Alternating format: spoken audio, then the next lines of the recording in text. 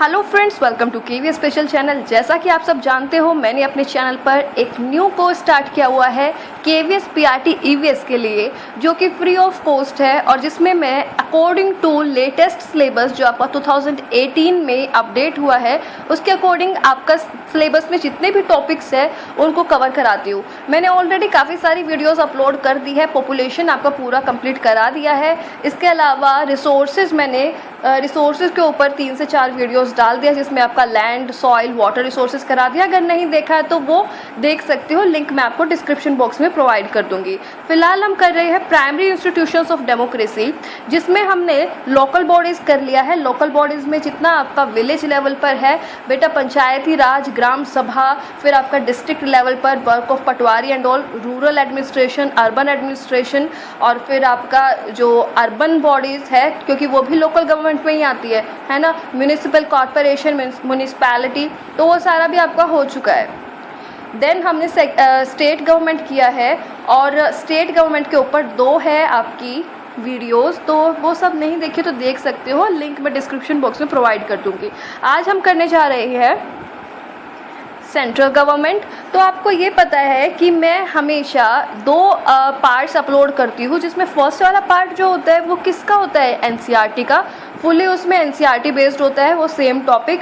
और जो सेकंड वाला पार्ट अपलोड करती हूँ वो एनसीईआरटी के अलावा थोड़ा सा अगर लेवल बढ़ता भी है एग्ज़ाम का तो आप अटेम्प्ट कर सको, तो इसलिए वो चीज़ अपलोड होती है सेकंड वाला पार्ट। और उसमें जितने भी आपके प्रीवियस क्वेश्चंस हो गए कॉम्पिटिटिव एग्जाम्स के, चाहे वो एसएससी के हो चाहे वो DSSB के हो, वो सब भी उनके अकॉर्डिंग आपको कराया जाता है, सेम टॉपिक थोड़ा सा लेवल बढ़ा के।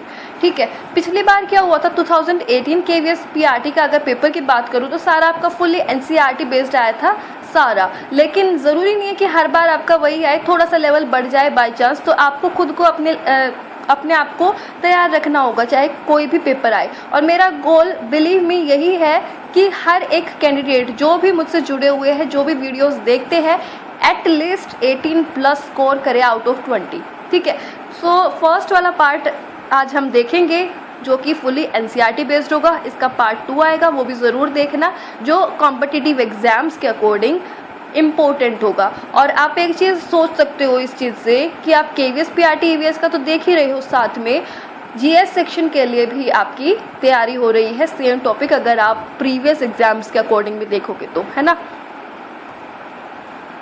तो स्क्रीन पर आप देख सकते हो बेटा, गवर्नमेंट के 3 ऑर्गन्स होते हैं। कौन कौन से होते हैं? पहला है आपका legislature, second is executive and third one is judiciary. तो ये जो 3 है ये गवर्नमेंट को फॉर्म करते हैं।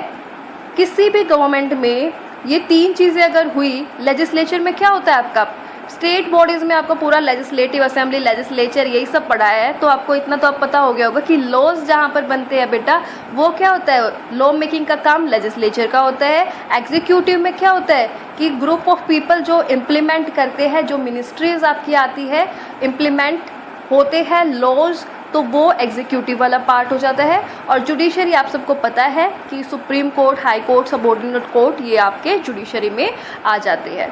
ठीक है, आगे मूव ऑन करते हैं। सो स्क्रीन पर आप देख सकते हो, द बॉडी विच लेजिस्लेट्स और makes laws is called the legislature. बिल्कुल सिंपल टर्म में इसका इंट्रोडक्शन दे रही हूँ कि जो बॉडी कानून को बनाती है, लॉज को बनाती है, वो क्या हो जाता है आपका लेजिस्लेचर। और इसी लेजिस्लेचर को हम क्या कहते हैं अपने इंडिया में, पार्लियामेंट। ठीक है, तो बिल्कुल इजी टर्म में समझा रही हूँ तो समझ सकते हो आप। पार्लियामेंट में क्या क्या आ जाएगा, 3 चीज़ें आ जाएगी। First one is Lok Sabha, second one is Rajya Sabha and third one is president. तो ये चीज़ें आपको पता होनी चाहिए कि पार्लियामेंट कंप्राइजेज ऑफ, कई बार ये पूछ लेते हैं कि इनमें से कौन सी चीज़ पार्लियामेंट का पार्ट है, कौन सी नहीं होती। तो आपको पता होना चाहिए कि 3 चीज़ों से मिलकर के बनती है पार्लियामेंट, लोकसभा, राज्यसभा और प्रेसिडेंट। पिछली क्लास में बताया था मैंने, स्टेट बॉडीज जब करा रही थी, कि लोकसभा या आपका जो लेजिस्लेटिव असेंबली होती है स्टेट लेवल पर, वो आपका क्या होता है, लोअर हाउस। राज्यसभा की अगर बात करूं तो राज्यसभा और स्टेट लेवल पर इसके इक्विवेलेंट क्या है, लेजिस्लेटिव काउंसिल, जो आपका होता है अपर हाउस। और थर्ड वन इसमें एक एडिशनल है जिससे हम पार्लियामेंट पूरी बनती है, वो है प्रेसिडेंट। ठीक है, तो ये तो हमने देखा लेजिस्लेचर पार्ट के बारे में। अब देखते हैं एग्जीक्यूटिव में क्या क्या आता है। तो president, prime minister and the cabinet. जो कैबिनेट होता है उन्हीं का जो मिनिस्टर होता है, लीडर होता है, वही तो होता है आपका प्राइम मिनिस्टर, है ना।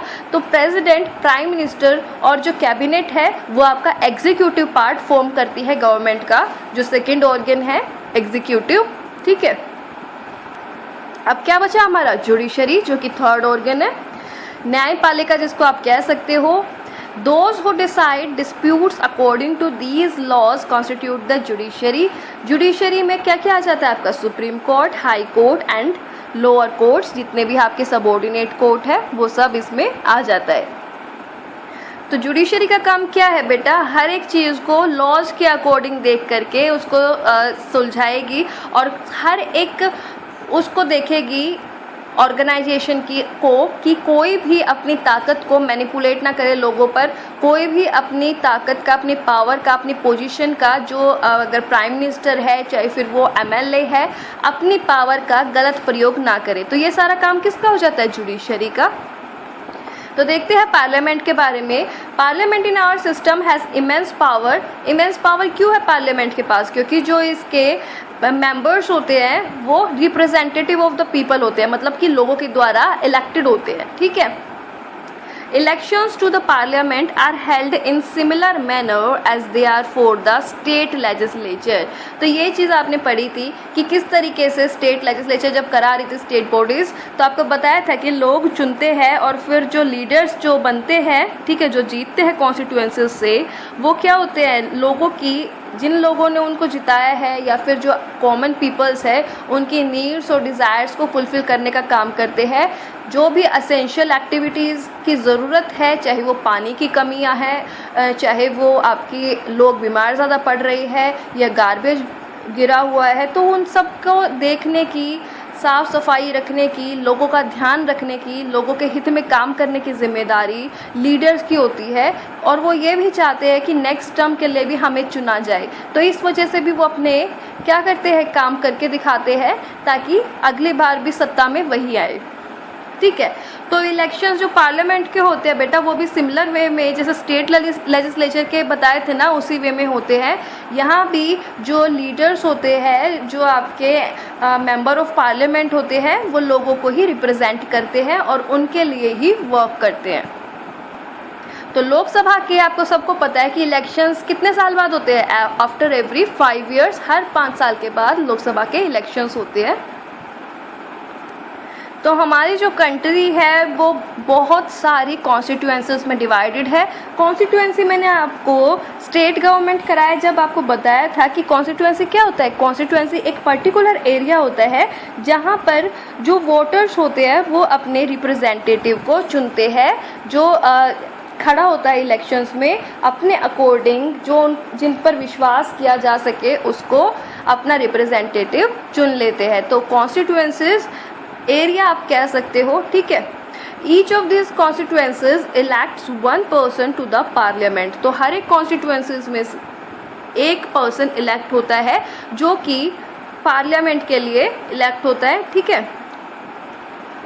और जो कैंडिडेट्स जो इलेक्शंस कंटेस्ट करते हैं वो डिफरेंट पॉलिटिकल पार्टीज से बिलोंग करते हैं। कोई ऐसा नहीं होता कि अगर डिफरेंट कॉन्स्टिट्यूएंसीज है तो सब में एक ही तरीके की पार्टी होगी। ये चीज़ ना सारा आपका बेस क्लियर हो चुका है, स्टेट बॉडीज़ में मैंने करा दिया है, ठीक है। अगर नहीं समझ में आ रहा है तो वो देख लीजिएगा, क्योंकि उसमें एक एक चीज़ आपके खोल करके बताई हुई है, आपको पता चल जाएगा कि क्या मैं बता रही हूँ कि डिफरेंट पॉलिटिकल पार्टीज़ कैसे होती है। उसमें एग्जाम्पल भी दिया हुआ है हिमाचल प्रदेश का मैंने, ठीक है, वो भी आप देख सकते हो कि किस तरीके से जो मेजॉरिटी होती है, रूलिंग पार्टी कौन बनती है, जो मोर देन 50% सीट्स जिसको मिलती है, मोर देन 50 कॉन्स्टिट्यूएंसीज में जो वॉन करता है, ठीक है। और जो डिफरेंट पार्टीज़ होती है स्टैंड, किनको कितनी सीट्स मिलती है, जीतते तो दूसरी पार्टीज़ के भी है, ठीक है, लेकिन जो गवर्नमेंट फॉर्म करते हैं वो वही करते हैं जिनकी मेजॉरिटी या बहुमत जिनको मिलता है, ठीक है। अगर फिर भी कोई डाउट है तो प्रीवियस वीडियोस ज़रूर देखिएगा, क्योंकि वो बेटा आपका सबका बेस है। तो एक बार इलेक्ट होने के बाद ये जो कैंडिडेट्स है जो कंटेस्ट करते हैं इलेक्शंस और जीतते हैं, तो ये बेटा बन जाते हैं क्या, member of parliaments. After the Lok Sabha elections a list is prepared showing how many MPs belongs to each political party. हर लोकसभा के बाद क्या काम होता है, एक लिस्ट बनाई जाती है और उसमें देखा जाता है कि कौन सी पार्टी से कितने सदस्य जीते हैं, कितने एमपीज कौन सी पार्टी से है। ठीक है, फॉर एग्जांपल अगर मान लीजिए बीजेपी की है तो बीजेपी की मान लीजिए 260 आ गए। ठीक, अगर कांग्रेस के है तो कांग्रेस के 100 एमपीज बने। तो इस तरीके से होता है डिफरेंट पार्टीज। अब ये जो पढ़ रहे हैं नाम, ये किसी पर्टिकुलर स्टेट के बारे में नहीं पढ़ रहे। अब हम जो पढ़ रहे हैं ना बेटा, वो सेंट्रल लेवल पर पढ़ रहे हैं। अब इसमें सारी की सारी जितने भी पॉलिटिकल पार्टीज़ है ना, हर एक चीज़ इसमें आ जाएगी। चाहे फिर वो आपकी बहुजन समाज पार्टी है, ठीक है, समाजवादी पार्टी है, चाहे वो आपकी भारतीय जनता पार्टी है, चाहे वो आपकी आम आदमी पार्टी है, चाहे फिर वो डीएमके है, चाहे वो वेस्ट बंगाल की है, ठीक है, ममता बनर्जी वाली, कोई भी है, हर एक आ जाएगी क्योंकि ये सेंट्रल लेवल की बात हो रही है, लोकसभा इलेक्शंस की बात हो रही है। For a political party to form the government, they must have a majority of elected MPs। तो यही चीज़ मैंने अभी बताई कि जो बेटा गवर्नमेंट किसकी फॉर्म होगी, जिसके पास मेजोरिटी होगी।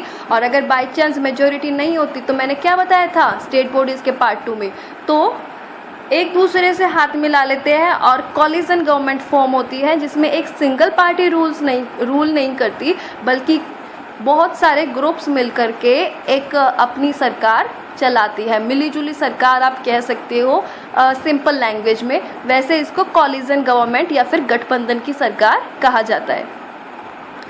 वेरी इंपॉर्टेंट पॉइंट कि बेटा जो आपके लोकसभा के इलेक्टेड मेंबर्स होते हैं ना लोकसभा में, वो होते हैं आपके 545। 543 तो हमारे इलेक्ट होते हैं, ठीक है, लोग अपने चुनते हैं रिप्रेजेंटेटिव, प्रॉपरली वोटिंग होती है उनकी। और जो 2 होते हैं वो होते हैं बेटा एंग्लो इंडियन, ठीक है, Anglo Indian members. Anglo Indian वो होते हैं कि अगर प्रेसिडेंट को लगे कि किसी पर्टिकुलर एंग्लो इंडियन को जगह मतलब कम है उनकी, तो वो चुन लेते हैं president 2 Anglo Indian members Lok Sabha में। और one of the most important functions of the Lok Sabha is to select the executive. Very important function, हो सकता है एमसीक्यूज में पूछ लिया जाए, ठीक, कि मोस्ट इम्पोर्टेंट फंक्शन कौन सा है लोकसभा का, तो एक है कि जो एग्जीक्यूटिव वाला पार्ट होता है ना उसको सेलेक्ट करना। ये काम किसका है, लोकसभा का। और ये चीज़ बिल्कुल पता होनी चाहिए कि जो लोकसभा में मेंबर्स है बेटा वो 543 इलेक्टेड होते हैं और 2 एंग्लो इंडियन होते हैं। अगर टोटल की बात करूँ तो 545 मेंबर्स प्रेजेंट होते हैं लोकसभा में। आगे देखते हैं, जो आपका रूलिंग पार्टी का लीडर होता है लोकसभा का, वो क्या बन जाता है, प्राइम मिनिस्टर। ठीक, तो रूलिंग पार्टी का ही बनेगा, ऑब्वियस सी बात है ना, क्योंकि रूलिंग पार्टी को क्या मिली होती है, बहुमत मिला होता है, मेजॉरिटी मिली होती है। और जिसको बहुमत नहीं मिलता वो किस में बैठते हैं, ऑपोजिशन में बैठते हैं।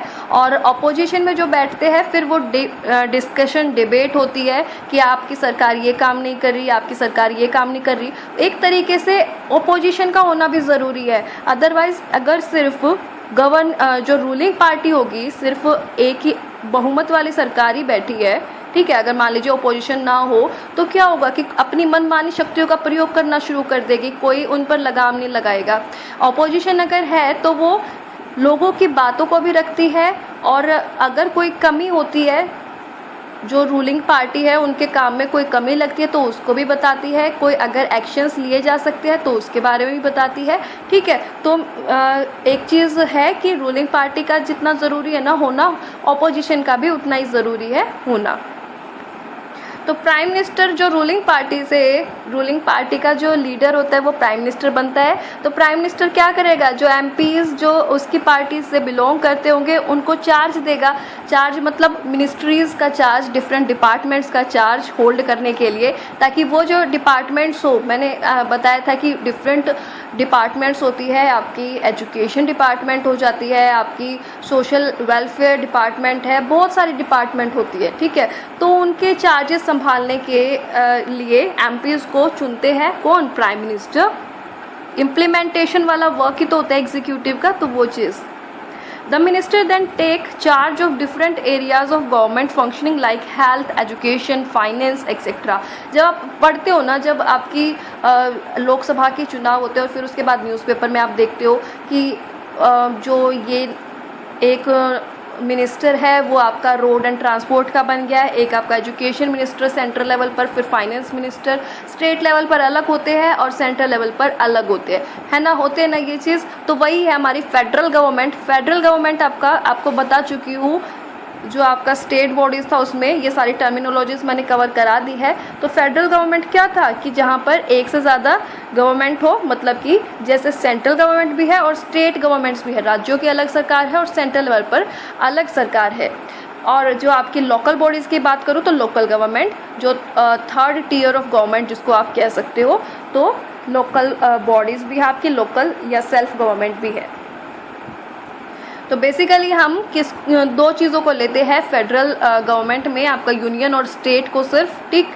तो यूनियन और स्टेट गवर्नमेंट के बीच में जो डिफरेंट सब्जेक्ट्स हैं उनका जो विभाजन है वो चीज़ आ जाती है, जो आप अपना 7th जो कॉन्करेंट लिस्ट, स्टेट लिस्ट और जो आपकी सेंट्रल यूनियन लिस्ट है, ठीक है, 7th शेड्यूल में आप जो देखते हो 3 लिस्ट, तो वो चीज़ जो सब्जेक्ट्स कुछ आपके सेंट्रल के हाथ में ही है, सेंट्रल गवर्नमेंट के ही हाथ में है, ठीक है, रेलवे वगैरह का। और अगर बात करूँ फिर जो स्टेट लिस्ट में है, कुछ ऐसे मुद्दे हैं जिसमें स्टेट गवर्नमेंट भी उस पर वर्क कर सकती है, और कॉन्करेंट लिस्ट में वो है जो कि आपके दोनों जिस पर वर्क कर सकते हैं। तो आपको ना एक चीज़ बतानी है कि जो एजुकेशन है ना आपका, ठीक है, एजुकेशन है वो आपका स्टेट लिस्ट में है या यूनियन लिस्ट में है या कॉन्करेंट लिस्ट में है। नीचे कमेंट बॉक्स में ज़रूर बताना। मैंने ये चीज़ देखी है कि कभी कोई रिप्लाई नहीं करता, मैं वेट करूँगी, ठीक है। आपको बताना है जो आपकी एजुकेशन है या शिक्षा है वो आपके कौन से लिस्ट में आता है, यूनियन लिस्ट में, स्टेट लिस्ट में या कॉन्करेंट लिस्ट में, ठीक है। आई होप कि आप रिप्लाई ज़रूर करोगे। तो ये चीज़ मैंने फिर भी डाल दी कॉलिजन गवर्नमेंट कि भाई अगर किसी एक पर्टिकुलर पार्टी को मेजोरिटी नहीं मिलती है तो डिफरेंट पॉलिटिकल पार्टीज़ जिनके इंटरेस्ट सेम होते हैं, जिनके डिसीजंस या सेम होते हैं, तो वो चीज़ क्या करते हुए अपने एक दूसरे से मिल जाते हैं, they join together to form a government, और इसी को हम गठबंधन की सरकार या कॉलिजन गवर्नमेंट कहते हैं। आगे मूव ऑन करते हैं। नेक्स्ट आप देख सकते हो द राज्यसभा। राज्यसभा के बारे में अभी तक आपने जो देखा वो किसके बारे में था, लोकसभा के बारे में। राज्यसभा आपको पता है upper house of the parliament होता है, और राज्यसभा का जो functions primarily as the representative of the states of India in the parliament. तो राज्यसभा नाम से ही पता चल रहा है आपको, ठीक है। राज्यसभा मतलब कि स्टेट्स को जो डिनोट करे, स्टेट्स ऑफ इंडिया को रिप्रेजेंट करती है, तो वो है आपकी राज्यसभा, ठीक। और राज्यसभा अपर हाउस है आपके पार्लियामेंट का। सो नेक्स्ट चीज़ है Rajya Sabha can also initiate legislation and a bill is required to pass through the Rajya Sabha in order to become a law. तो जो बेटा आपका ऑर्डिनरी बिल है या फिर आपका कोई लॉ है वो कोई भी, चाहे वो लोकसभा इनिशिएट करे, इंट्रोड्यूस करे उसको, या फिर राज्यसभा इंट्रोड्यूस करे, लेकिन जो आपका मनी बिल है वो सिर्फ और सिर्फ लोकसभा में ही आपका इंट्रोड्यूस होता है, ठीक है। ये चीज़ आपको मैं पार्ट 2 में सारा कुछ कराऊंगी और जो एग्जाम पॉइंट ऑफ व्यू से है वो सब कराऊंगी। इसलिए मैं कहती हूँ कि दोनों पार्ट्स, दोनों जो भी मैं डालती हूँ ना, अपलोड करती हूँ, दोनों उतने ही इंपॉर्टेंट होते हैं। यहाँ एक तो आपकी KVS EVS PRT की प्रिपरेशन हो रही है, साथ में आपका GS वाला पार्ट भी स्ट्रॉन्ग हो रहा है अन्य कॉम्पिटिटिव एग्जाम्स के लिए। तो राज्यसभा जो है बेटा इनिशिएट कर सकती है किसी भी लेजिस्लेशन को और बिल को, और जो भी बिल होगा ना उसमें अगर मान लीजिए लोकसभा ने कोई भी बिल किया, ठीक, पास किया, और उसके बाद वो राज्यसभा में कंसिडरेशन के लिए ज़रूर भेजता है कि आप अपने सुझाव दीजिए, या आपको अगर कुछ लगता है इसमें अमेंडमेंट या सुधार किया जा सके तो वो आप अपनी राय दे सकते हो इसके ऊपर, ठीक। सो देख लो आप कि the members of Rajya Sabha are elected by the elected members of the legislative assemblies of various state. Very important point, ठीक है, चाहो तो कहीं नोट डाउन कर सकते हो कि जो आपके राज्यसभा के मेंबर्स होते हैं, राज्यसभा के जो सदस्य होते हैं, उनको कौन इलेक्ट करता है, दे आर इलेक्टेड बाय जो आपके लेजिस्लेटिव असेंबलीज के मेंबर, इलेक्टेड मेंबर्स होते हैं, वही इलेक्ट करते हैं राज्यसभा के मेंबर को। तो हम लोग नहीं करते, कौन करता है? Elected members of legislative assembly. बिल्कुल दिमाग में छप जाना चाहिए ये चीज़, क्योंकि हो सकता है आपको एग्जाम में एमसीक्यू देखने को मिले, और मैं नहीं चाहती कि किसी भी स्टूडेंट के जो क्लास ले रहे हैं उनके 18+ से कम मार्क्स आए। आगे देखते हैं कितने मेंबर्स हैं। तो बेटा 233 इलेक्टेड मेंबर्स होते हैं, प्लस आपके 12 मेंबर्स नॉमिनेटेड बाय प्रेसिडेंट होते हैं। ठीक है, तो टोटल कितने हो गए? 245, लेकिन जिनमें इलेक्टेड मेंबर्स कितने हैं? 233, और 12 मेंबर्स जो है जिनको नॉमिनेट करते हैं प्रेसिडेंट, डिफरेंट फील्ड से, आर्ट्स से, लिटरेचर, साइंस, इन फील्ड से नॉमिनेट करते हैं 12 मेंबर्स को। प्रेसिडेंट के हाथ में ये पावर होती है। पार्लियामेंट जब स्टार्ट होती है तो उसमें सबसे पहले क्वेश्चन आवर होता है। तो देखते हैं कि क्वेश्चन आवर क्या होता है। क्वेश्चन आवर नाम से ही पता चल रहा है कि इसमें क्या होता होगा कि इन्फॉर्मेशन लेनी होती होगी या फिर क्वेश्चंस पूछे जाते होंगे डिफरेंट एमपीज़ के थ्रू। तो वही चीज़ है कि the question our is an important mechanism through which MPs can elicit information about the working of the government. तो जो मेंबर ऑफ पार्लियामेंट है ना, इसमें रूलिंग पार्टी से इन्फॉर्मेशन निकलवाने का काम करते हैं। पूछते हैं कि आपने कितना क्या काम कर लिया है, वर्किंग ऑफ क्या गवर्नमेंट काम कर रही है जो रूलिंग पार्टी है, तो वो सब इसमें पूछा जाता है। By asking questions the government is alerted to its shortcomings. अब जब क्वेश्चन पूछा जाएगा और उनको जवाब देने होते हैं इसमें मस्ट, तो अगर जवाब देने होंगे तो इसमें एक चीज़ ये होगी ना बेटा कि रूलिंग पार्टी बंधी हुई है कहीं ना कहीं, क्योंकि अपोजिशन उनको घेरने के लिए तैयार है। और हमारी जो कंट्री है वो डेमोक्रेटिक कंट्री है, जिसमें प्रेस में, मीडिया में आप देखते हो ना, एक मंत्री दूसरे मंत्री पर आरोप और ये सब। तो उन सब से बचने के लिए क्या करना पड़ता है? रूलिंग पार्टी को काफ़ी सारा काम करना पड़ता है, लोगों के हितों के बारे में सोचना पड़ता है। तो यही है कि गवर्नमेंट में अगर कोई भी शॉर्टकमिंग है, कोई भी खामी है, तो उसको वो दूर करे और जाने कि लोगों के ओपिनियन क्या है। तो ये सब चीज़ें आपके किस में आ जाएगी? क्वेश्चन आवर में। और ये बेनिफिशियल भी है, लोगों के हितों के लिए भी अच्छा है। Next, the MPs as the representative of the people have a central role in controlling, guiding and informing parliament, and this is a key aspect of the functioning of Indian democracy। तो important point है कि जो आपके member of parliaments होते हैं, इनका central role किस चीज़ में है? कंट्रोल करने में, गाइड करने में, नियंत्रण करने में, गाइड करने में कि आप ये चीज़ कर सकते हो, ये लॉ बना सकते हो, अपनी गाइडेंस देने में, और पार्लियामेंट को इन्फॉर्म करने में। क्या इन्फॉर्म करेगी कि लोगों के विचार ये है, लोगों को वहाँ पर प्रॉब्लम हो रही है, उस वाले स्टेट में ये दिक्कत है, इस वाले एरिया में ये दिक्कत है। ठीक है, मतलब डिफरेंट फील्ड्स की बात हो सकती है इसमें। और ये जो है इंडियन डेमोक्रेसी के फंक्शनिंग के ये जो की एस्पेक्ट है। ठीक है, तो बेटा ये था आपका पूरा एनसीईआरटी से सेंट्रल गवर्नमेंट। नेक्स्ट जो पार्ट आएंगे वो आपके बहुत इंपॉर्टेंट होने वाले हैं। ठीक है, सेकंड पार्ट जो इसका आएगा सेंट्रल गवर्नमेंट का, वो देखना मत भूलना। एग्जाम पॉइंट ऑफ व्यू से, चाहे फिर वो आपका जीएस सेक्शन स्ट्रॉन्ग करने की बात कह लीजिए, चाहे वो आप ये कह सकते हो कि ईवीएस में ही अगर थोड़ा सा लेवल बढ़ा करके दे दिया, सेम टॉपिक्स हो लेकिन थोड़ी सी एक्स्ट्रा इन्फॉर्मेशन हो, तो वो चीज़ पूछ ली, तो तब भी आप क्वेश्चंस अटेम्प्ट कर सको। तो आपने ये वीडियो देखी उसके लिए thank you so much and all the best for your future. मिलते हैं नेक्स्ट वीडियो में। वीडियो को ज़्यादा से ज़्यादा शेयर ज़रूर किया कीजिए, पसंद आए तो लाइक कीजिए, क्वेश्चन जो पूछा है उसका रिप्लाई ज़रूर करना। ठीक है, मैं वेट करूँगी। Thank you.